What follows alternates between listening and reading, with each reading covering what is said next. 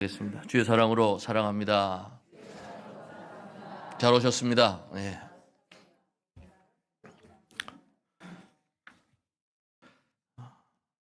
요엘서는 석장으로 되어 있습니다. 1, 2, 3장. 그래서 저희들이 4번에 걸쳐서 살펴볼 텐데요. 지난주에 1장을 살펴보았고 오늘 이제 2장 반으로 나누어서 17절까지 말씀을 살펴보고자 합니다. 1장에서 우리 메뚜기 습격에 대한 메뚜기 때의 습격으로 인한 재앙, 그리고 그의 탄식, 부르짖음에 대한 촉구를 우리가 살펴보았습니다. 그리고 이제 1장 15절에서 그 재앙의 날을 가리켜서 여호와의 날이라고 풀이한 것을 보았습니다. 오늘 2장 1절도 마찬가지입니다. 1장 15절에 쓰였던 표현을 고스란히 가지고 와서 여호와의 날이 가까움을 처음부터 확실하게 선포하고 있습니다. 2장 1절, 이는 여호와의 날이 이르게 됨이니라 이제 임박하였으니 기록하고 있습니다. 그래서 메뚜기 떼의 습격에 대한 이런 표현들이 있었는데요. 구체적으로 어느 시기에 일어났는지는 정확하게 기록하고 있지는 않습니다. 시대에 대한 어떤 왕이라든지 어떤 시대를 설명하고 있지 않아서 정확한 어느 시기를 짐작하지는 못하겠습니다만, 한편으로 생각하면 어느 시대이든 이 이스라엘에 일어나는 재앙을 이제 여호와께서 행하시는 것으로 우리가 이해하도록 이끌기 위한 그러한, 어떻게 보면은 특정한 시기가 아닌 일반적인 그러한 말씀으로 우리에게 또한 소개하고자 하는 그러한 의미로 보아야 할 것입니다. 그래서 1절부터 11절까지의 여호와의 날이라는 표현이 1절과 11절에 나오면서 하나님이 보내신 이 여호와의 군대의 위력을 얘기하고 있습니다. 그리고 12절부터 17절까지는 선지서의 공통된 형식과 같이, 그렇기 때문에 어떻게 해야 할까? 금식을 선포하고 여호와께로 돌아오라는 메시지가 나오고 있습니다. 2장 1절에 시온에서 나팔을 불며라고 나옵니다. 나팔을 불고 소리 지르는 이러한 행위, 결국 전쟁을 가리키는 그러한 것입니다. 행진하면서 소리를 내고 하는 그러한 것이죠. 민수기 여호수아서에 보면 나팔 불고 소리 지르면서 이스라엘이 진군하는 그러한 모습들을 봅니다. 그런데 오늘 본문 요엘서는 어떻게 보면 하나님의 보호 가운데 진군하는 그러한 나팔 소리가 아니라 이 소리가 도리어 이스라엘을 떨게 만드는 재앙의 소리가 된다는 점이 같은 소리임에도 불구하고 역설이 존재하고 있습니다. 그리고 또 그 소리가 어디에서 울려 퍼집니까? 거룩한 산 시온에서, 하나님의 거룩한 산 시온에서 울려 퍼집니다만, 그 소리가 어떻게 보면 기쁘고 즐겁고 평화로운 그런 소리가 아니라 이 땅 거민들에게 재앙을 알리는 소리라는 것입니다. 구약 성경에서 시온이 언급될 때는 주로 다윗 왕가의 중심지를 이야기합니다. 또는 인간 왕의 나라를 의미할 때도 있습니다만, 오늘 본문에서 나오는 이 시온의 의미는 하나님의 나라입니다. 하나님의 나라, 하나님의 통치를 말씀하고 있습니다. 그래서 하나님의 통치, 하나님의 나라를 우리가 얘기할 때에는 믿는 우리에게 좋고 유리한 쪽으로 우리가 보통 생각을 합니다. 그러나 재앙을 허락하시고 심판하시는 분도 하나님이심을 오늘 본문은 우리에게 가르쳐 주고자 하십니다. 그렇기 때문에 이스라엘에게 재앙이 임할 때 이방 나라 사람들은 그렇게 생각했습니다. 아, 이제 저들이 믿는 신, 하나님이 약해졌구나. 그 하나님이 저들을 버렸구나. 이렇게 생각을 했습니다만 그렇지 않습니다. 이스라엘에게 재앙이 임한다라고 하는 것은 하나님께서 온 세상을 주관하시고 통치하심을 보여주는 증거인 것입니다. 그렇기 때문에 신앙생활을 하면서 우리 역시 마찬가지겠죠. 우리를 다스리시고 통치하시는 그 하나님의 모습을 우리가 인정을 하면서 나아가야 될 텐데, 좋은 일이 생기면 주의 은혜입니다. 감사합니다. 그런데 우리에게 환난과 역경이 오면 주의 은혜입니다라고 감사하기가 쉽지 않습니다.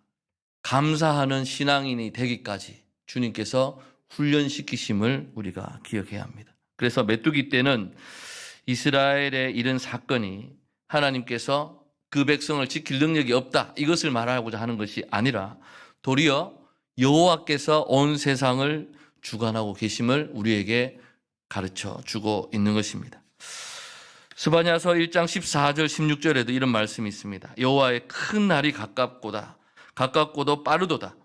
여호와의 날의 소리로다. 용사가 거기서 심히 슬피우는도다. 그날은 분노의 날이요 환난과 고통의 날이요 황폐와 패망의 날이요 캄캄하고 어두운 날이요 구름과 흑암의 날이요 나팔을 불어 경보하며 견고한 성읍들을 치며 높은 망대를 치는 날이로다.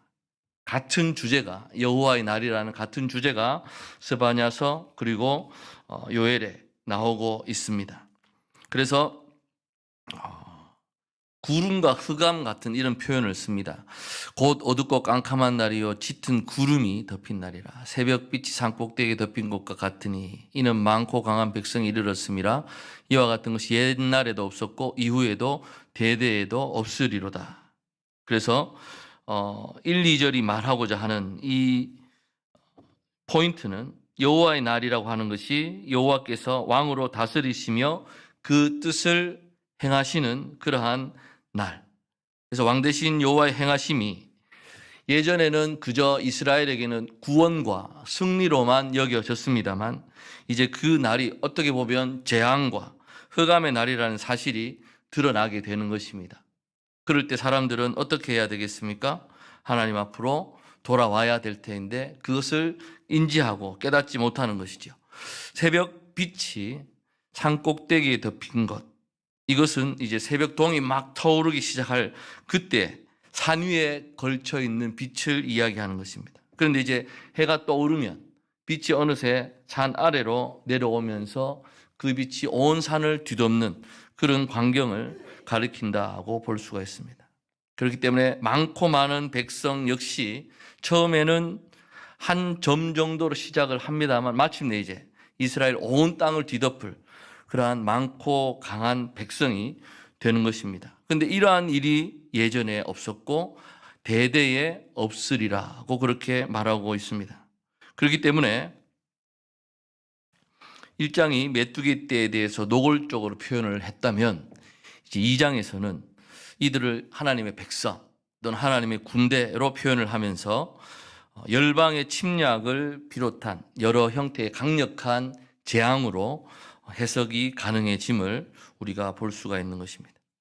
3절에 보시면 불이 그들의 앞을 사르며 불꽃이 그들의 뒤를 태우니 그들의 앞, 그들의 뒤가 나옵니다. 그들의 예전의 땅은 에덴 동산 같았으나 그들의 나중 땅은 황폐한 들 같으니 그것을 피한 자가 없도다. 두 번의 표현이 반복되는 점이 있습니다. 그들의 앞에서, 그들의 뒤에서.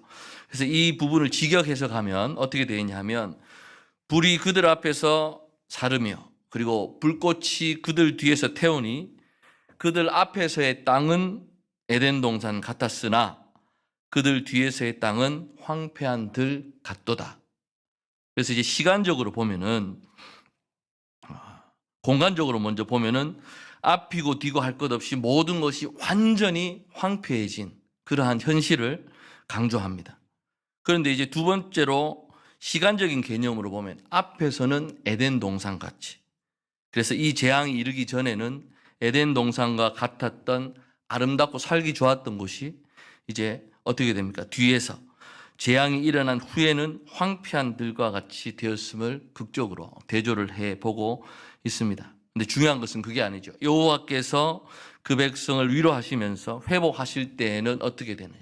황폐해졌던 이 땅이 다시금 에덴 동산처럼 변화될 것이다 라는 것입니다. 이사야 51장 3절 읽어드립니다. 나 여호와가 시온의 모든 황폐한 곳들을 위로하여 그 사막을 에덴 같게 그 광야를 여호와의 동산 같게 하였나니 그 가운데에 기뻐함과 즐거워함과 감사함과 창화하는 소리가 있으리라 기록되고 있습니다. 그래서 1절, 2절, 3절은 1장과 마찬가지로 여호와께서 그들의 군대, 하나님의 백성을 통하여 이방을 통하여 이제 재앙이 임할 것이다. 그러나 그 재앙의 현실은 황폐해질 것이지만 결국에는 하나님께서 회복하실 것임을 말씀을 합니다.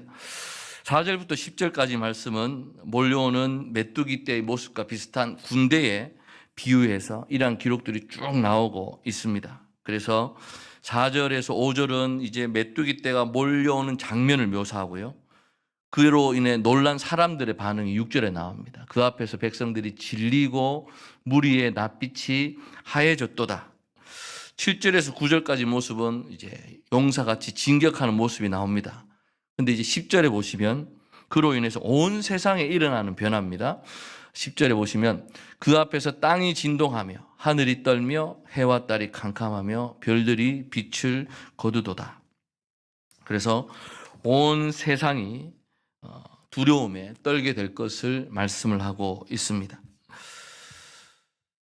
이 단락은 어떻게 보면은 메뚜기 떼의 그 진격, 습격하는 모습을 묘사한 것처럼 보이기도 합니다만 동시에 강력하고 이제 대단한 열방의 이방 군대들이 질서정연하게 공격하는 모습을 보여주고 있습니다. 이스라엘은 많은 강대국들의 이 침략을 받았던 경험이 있습니다. 아수르의 강대한 그 군대, 그리고 바벨론의 군대, 바벨론에 이어서 페르시아에 이어서 이제 알렉산더의 침략이 있었고요. 그리고 나서 헬라 제국들, 그리고 로마의 말발굽 아래 밟혔던 그러한 과거사들이 있습니다. 그래서 강력한 군대의 진격 앞에서 사람들의 반응은 여기 표현대로 하얗게 질릴 수밖에 없었을 것입니다. 그렇지만 아무리 강한 군대라고 하더라도 하나님 앞에서는 아무것도 아님을 말씀을 하십니다. 11절에 여호와께서 그의 군대 앞에서 소리를 지르시고 그의 진영은 심히 크고 그의 명령을 행하는 자는 강하니 여호와의 날이 크고 심히 두렵도다. 당할 자가 누구이랴 말씀하십니다. 그의 군대라고도 했고요. 그의 진영이라고 했습니다. 그리고 그의 명령을 행하는 자라는 표현을 쓰면서 이 군대의 선두에서 지휘하고 독려하는 이는 바로 여호와이심을 말씀을 하고 있습니다. 그래서 여호와께서 친히 군대를 거느리시고 행하시는 이 날이야말로 여호와의 날입니다. 그래서 1절에서 11절까지의 내용은 여호와의 날이라는 표현을 사용하면서 시온에서부터 시작하는 그 재앙을 얘기를 합니다. 그러나 그 재앙이 캄캄하고 어두운 흑암의 날이었고요. 한 번만 지나가고 나는 그런 어떤 자연재해가 아니라 하나님께서 소리를 내심으로 인해서 임하게 하시는 하나님의 심판과 재앙임을 말씀해 주고 있습니다. 요엘 선지자는 이러한 습격과 공격이 하나님이 관여하시지 않든 그러한 다른 이방 사탄의 재앙임을 얘기하는 것이 아니라 이러한 습격과 공격이 바로 하나님께서 섭리하시고 주관하시는 그러한 일임을 분명히 하고 있습니다. 그래서 그들을 여호와의 군대라고 얘기했습니다. 이스라엘이 여호와의 군대가 되어서 이방을 정복하는 것이 어떻게 보면 맞겠습니다만 도리어 하나님께서 이방이라고 하는 여호와의 군대를 동원하십니다. 이사야에서 나오는 고레스를 사용하신 것처럼 그렇게 해서 그 백성 이스라엘을 정벌하시면서 교훈하고 계십니다. 11절의 마지막 언급을 보면은 이 재앙을 견뎌낼 사람이 아무도 없다. 당할 자가 누구이랴? 라고 말하고 있습니다. 이와 같은 선포가 이스라엘 백성에게 주는 의미는 무엇입니까? 신앙생활 가운데 느슨해졌던 그러한 그들의 신앙 태도를 철저하게 부숴버리고 있습니다. 언제나 하나님을 예배한다는 사람들은 설마 하나님이 심판하시겠습니까? 라고 하는 그러한 생각을 하면서 남은 자를 얘기를 합니다. 남은 자를 두셨던 하나님을 기대하고 소망한다고 얘기를 합니다. 그런데 놀랍게도 이 남은 자에 대한 기대가 교회를 정결하게 하거나 교회로 하여금 이전의 행실을 돌이킬 수 있도록 하는 것이 아니라는 것입니다. 남은 자를 기대하고 하나님을 예배하는 이들을 건지시며 주여 주여 고백하는 자는 구원받는다고 믿는 공동체들이 자신의 삶은 변화되지 않는다라는 것입니다.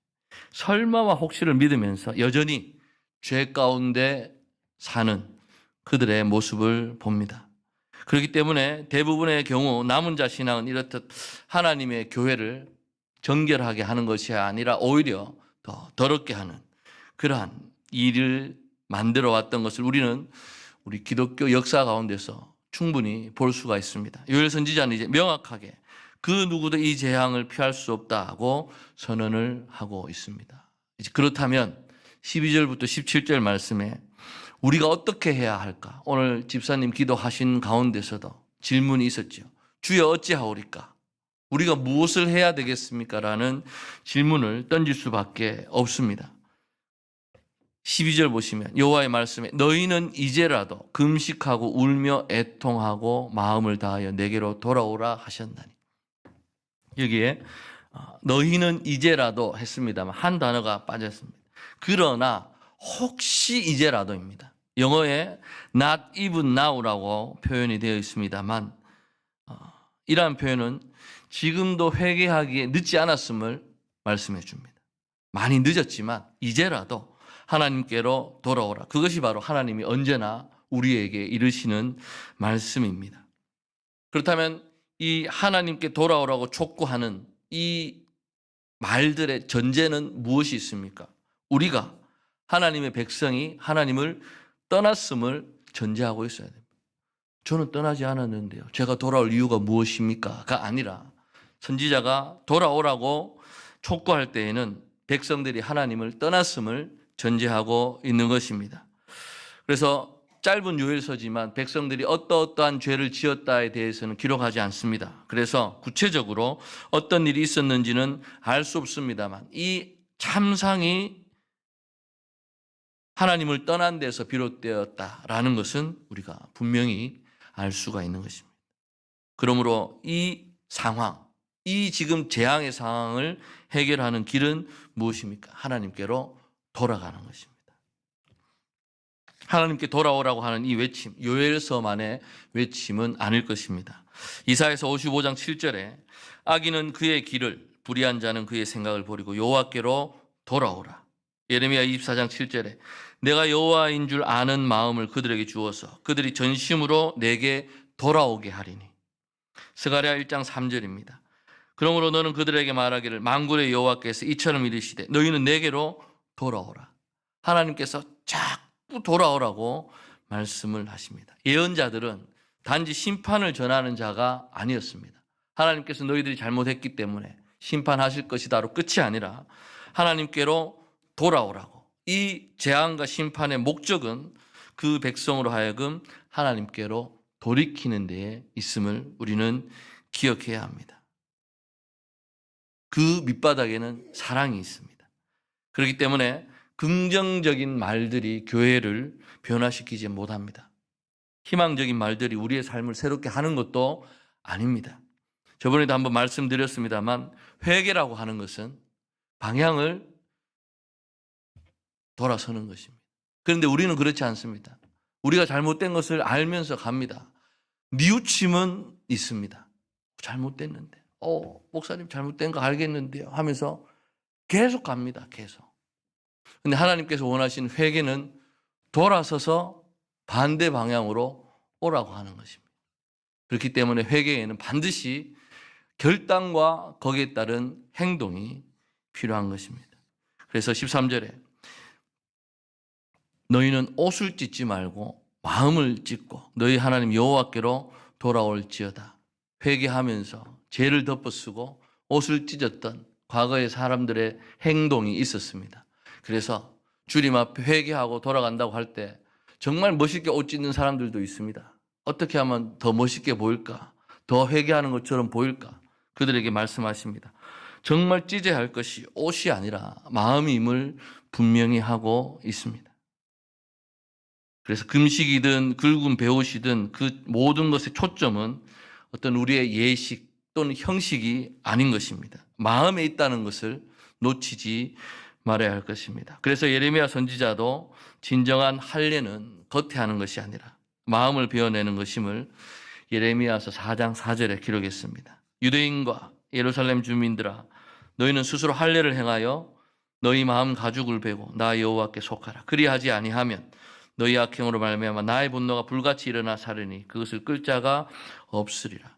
스스로 할례를 행하여 너희 마음 가죽을 베라고 했습니다. 사도 바울도 마찬가지입니다. 사도 바울도 할례는 마음이 하는 것이라고 그렇게 얘기했던 것을 볼 수가 있습니다. 그래서 우리가 구약 시대에는 보통 율법, 신약 시대는 은혜 얘기하면서 어떤 겉으로 드러난 형식, 모형 이런 것을 따라서 신앙생활을 많이 했다고 생각을 합니다. 그리고 신약 시대에 이르러 예수님 오시고 난 이후에 그 본질이 드러난 것이라고 생각을 합니다만 구약 시대부터 처음부터 하나님께서 우리에게 찾으시고 요구하신 것은 그 형식뿐만 아니라 형식에 담긴 본질이었음을 우리는 기억해야 합니다. 그것을 오늘 말씀에는 마음이라고 합니다. 그래서 옷을 찢지 말고 마음을 찢으라고 하면서 너희 하나님 여호와께로 돌아올 것을 말씀하고 있습니다. 그래서 우리가 하나님께로 돌아갈 힘이 과연 우리에게 있습니까? 라고 합니다만 부끄럽고 초라한 우리의 어떤 과거에도 불구하고 다시 하나님을 온 마음 다해 찾고 우리가 돌아갈 수 있는 그 까닭은 무엇이겠습니까? 전적으로 하나님이 어떤 분인지를 알아야지 돌아갈 수가 있는 것입니다. 하나님을 우리가 돌아서긴 돌아섰는데 또 하나님께 나아갈 방법을 모를 때가 있습니다. 그래서 그는 은혜로우시며 자비로우시며 노하기를 더디하시며 인애가 크시다라는 이 고백은 출애굽기를 비롯해서 구약 성경 전반에 걸쳐서 여러 번 동일한 형태로 반복되고 있는 것을 볼 수가 있습니다. 그래서 우리의 어떤 이러한 재앙과 피폐해진 삶을 통해서 절방하고 체념할 것이 아니라 그러한 황폐함 속에서도 하나님의 성품을 기억하며 묵상하고 고백할 때 우리는 하나님께로 돌아갈 수가 있는 것입니다. 이렇게 마음을 찢고 하나님께로 돌아갈 때 하나님은 어떻게 하십니까? 14절 말씀에 주께서 혹시 마음과 뜻을 돌이키시고 그 위에 복을 내리사 너희 하나님 여호와께 소제와 전제를 드리게 하지 아니하실는지 누가 알겠느냐 했습니다. 사람들이 자신의 악을 뉘우치고 돌이킬 때 하나님께서 뜻을 바꾸신다고 했습니다. 우리 요나서를 보면 잘 알 수 있지 않습니까? 요나 선지자가 선포를 했을 때 니느웨 백성들이 왕부터 짐승에 이르기까지 굵은 베옷을 입고 힘써 하나님께 부르짖었다고 했습니다. 그때 하나님께서 뜻을 돌이키시고 그 진노를 그치셨다고 했습니다. 누가 알겠느냐라는 표현은 우리의 돌이킴에도 불구하고 우리를 건지시는 것은 전적인 하나님이심을 대변하고 있습니다.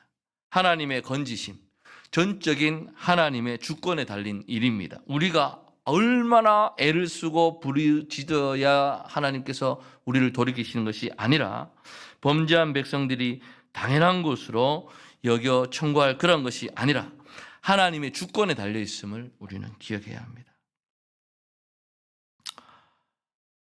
오직 전적인 하나님의 주권을 고백하면서 이제까지 우리의 행실을 마음 깊이 회개하고 긍휼을 구할 때 하나님의 건지심을 우리는 경험할 수 있는 것입니다. 이와 더불어 주목할 것은 이제 하나님의 돌이킴과 후회하심에 대한 언급이 나오고 있습니다.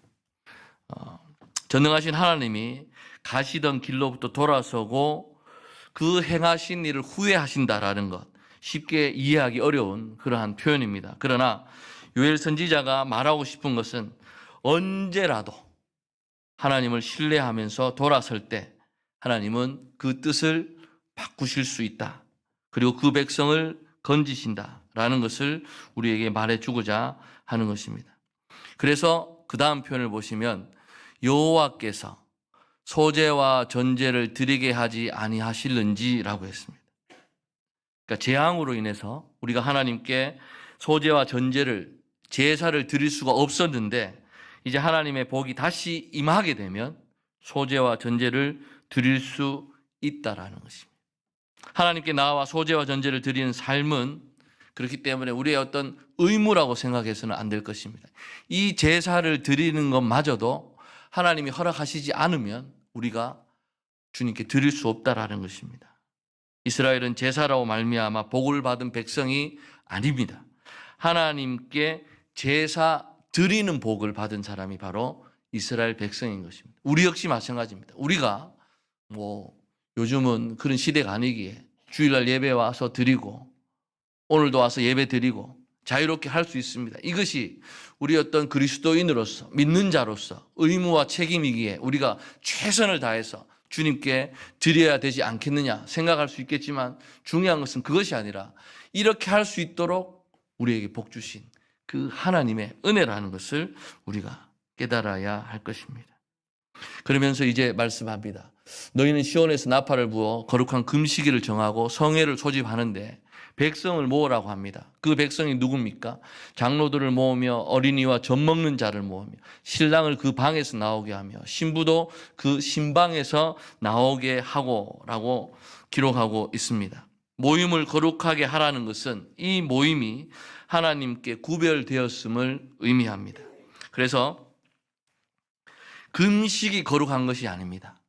금식이 거룩한 것이 아니라 금식과 모임이 거룩한 이유는 그것을 통해서 우리가 하나님께 부르짖고 하나님만을 구하기 때문에 그 금식과 모임이 거룩한 것이지, 우리가 금식하고 우리가 모임을 한다고 해서 이 어떤 하나님 앞에 우리가 거룩한 자로 나설 수 있는 것이 아님을 기억해야 할 것입니다. 어린아이부터 시작해서 신랑 신부까지 다 모으라고 합니다.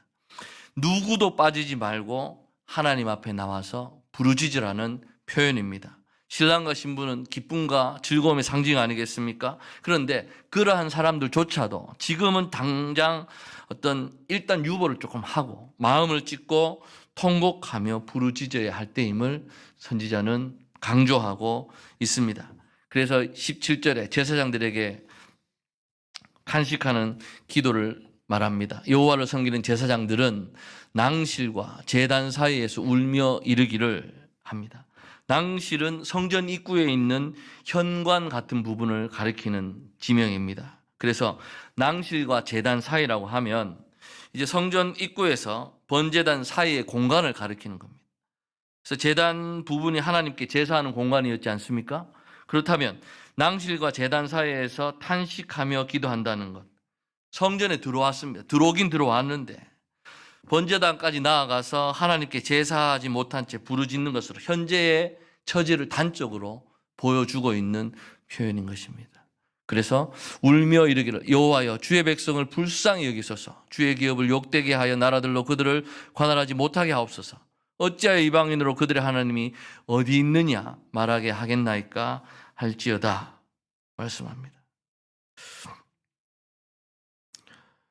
에스겔에도 이런 낭실과 제단 사이에 관련된 본문이 있습니다. 제가 읽어드립니다. 에스겔 8장 16절 17절에 그가 또 나를 데리고 여호와의 성전 안뜰에 들어가시니라. 보라 여호와의 성전 문 곧 현관과 제단 사이에서 약 25명이 여호와의 성전을 등지고 낯을 동쪽으로 향하여 동쪽 태양에게 예배하더라. 인자야 보았느냐? 유다 족속이 여기에서 행한 가증한 일을 적다 하게 되냐? 그들이 그 땅을 폭행으로 채우고 또다시 내 노여움을 일으키며 심지어 나뭇가지를 그 코에 두었다. 에스겔에 나오는 이 부분은 성전에 나왔으면서 그들이 하나님을 숭배하는 것이 아니라 태양신을 숭배하는 그러한 행위들을 고발하고 있습니다.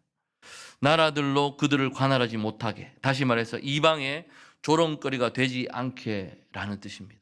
하나님께서 출애굽하셔서 이 백성을 끌어내 놓으셔놓고 이 백성이 망하게 된다면 하나님 어떻게 하시겠습니까? 모세의 기도와 같이 이방들은 하나님의 택한 백성이라고 하는 이 이스라엘이 잘못되기를 항상 바라왔던 것입니다. 그렇기 때문에 여기에서 이방인으로 그들의 하나님이 어디 있느냐 말하게 하겠나이까 못하게 해주십시오, 이 말인 것입니다. 하나님, 우리를 지켜주셔서 하나님은 우리의 하나님이시고 우리는 하나님의 영원한 백성임을 다시 한번 빛나게 해주십시오라고 하고 있는 것입니다. 말씀을 정리하겠습니다. 여호와의 두려운 심판의 날을 우리는 깨달아야 할 것입니다. 우리 찬양 가운데 마라나타 주님 어서 오시옵소서 고대하며 기다리고 있습니다만 하나님의 행하시는 일을 우리가 분별치 못할 때에는 모든 일들이 그저 어떻게 보면 운이거나 우연의 문제로 전락할 수밖에 없습니다. 천기를 분별하지 못하는 이들, 예수님 당시의 유대인들뿐만 아니라 오늘의 우리일 수도 있습니다. 주님 분명히 말씀해 주셨습니다. 말세 지마를 당했을 때 일어나는 상황들을 보면서 주님의 날이 가까이 옴을 준비하라고 말씀을 하셨습니다. 천기를 분별한다는 거, 뭐 어떤 신비한 그런 비밀을 꿰뚫는 그런 거 아닙니다. 뭐 들었다 봤다 이런 것이 아니라 우리에게 일어나는, 주변에 일어나는 이 상황, 그리고 하나님의 행하심을 깨닫는 것이 바로 그것입니다. 그렇기 때문에 이제라도 마음을 찢고 하나님께로 돌이켜야 합니다. 재앙의 날이 닥쳐올 때 우리에게 필요한 것, 옷을 찢는 것이 아니라 마음을 찢고 하나님께 돌이키는 것입니다. 시온에 산다고 해서, 성전에 안에 있다고 해서, 교회 안에 있다고 해서 그 재앙을 절대 피할 수 있는 것이 아닙니다. 금식은 형식이 아닙니다. 하나님 아니면 살 수 없음에 대한 고백이고 하나님만이 구원이심에 대한 우리의 삶의 고백임을 우리는 기억해야 할 것입니다. 이제 행축주일을 우리가 앞두고 우리가 3주일 릴레이 금식 기도를 하려고 합니다. 하면서 우리가 다시 한번 생각해야 할 것은 내가 전도하고자 하는 한 생명, 그 생명을 간절하게 긍휼히 여기는 마음이 우리 마음속에 있어야 할 것입니다. 때로는 주께서 은혜를 베푸실 때도 있습니다. 생각지도 못했던 은혜가 우리에게 와서 정말로 놀라운 하나님의 그러한 어떤 체험을 할 때도 있습니다만, 그러나 이제 우리의 신앙생활이 이렇게 돼서는 안 되지 않겠습니까? 흔히들 얘기하듯이 뭐 천국 문 앞에 베드로가 서서 묻는답니다. 천국 오는 백성들에게 아모는 뭡니까? 라고 물었을 때 예수 십자가, 이런 식으로 외치면 천국 문에 들어갈 수 있는 것처럼 그런 식으로 우리의 생각을 하고 있지는 않는가 모르겠습니다. 이런 사고가 우리에게 있다 보니 때로는 그리스도인들이 교만하다, 거만하다는 생각, 얘기를 듣습니다. 마치 이 세상은 지옥에 갈 존재이고 우리는 천국에 갈 존재이기 때문에 예수 천당 불신지옥을 외쳐대면서도 우리 마음속에 저들을 불쌍히 여기는 가운데 있으면서도 나는 괜찮겠지, 우리는 괜찮겠지라는 그러한 교만한 신앙이 우리 안에 언제 들어올지 모르는 것입니다. 하나님의 구원은 당연하지 않습니다. 하나님을 사모하고 찾는 이들에게 하나님의 구원은 언제나 뜻밖의 일인 것입니다. 그래서 우리 말하지 않습니까? 어떻게 나와 같은 일을 기억하시고 이렇게 은혜를 베푸시는지 모르겠습니다. 담임 목사님 늘 말씀하시고 저도 그렇게 생각하시다면 이 자리에 서 있다라는 것만으로도 정말 생각할 수 없는 그러한 상황인데, 우리는 받은 은혜에 감격할 때마다 더욱더 겸손해져야 할 것입니다. 우리의 구원을 이루기 위해서 두렵고 떨리는 마음을 품어야 할 것입니다. 세상을 향해서도 모든 것을 다 아는 것처럼 우리가 교만할 것이 아니라 하나님의 주권적인 어떤 행사하심과 그 역사에 따라서, 그 은혜에 따라서 우리의 구원이 이루어질 것임을 믿고 겸손하게 나아가시는 저와 여러분 되시기를 간절히 소망합니다. 기도하겠습니다.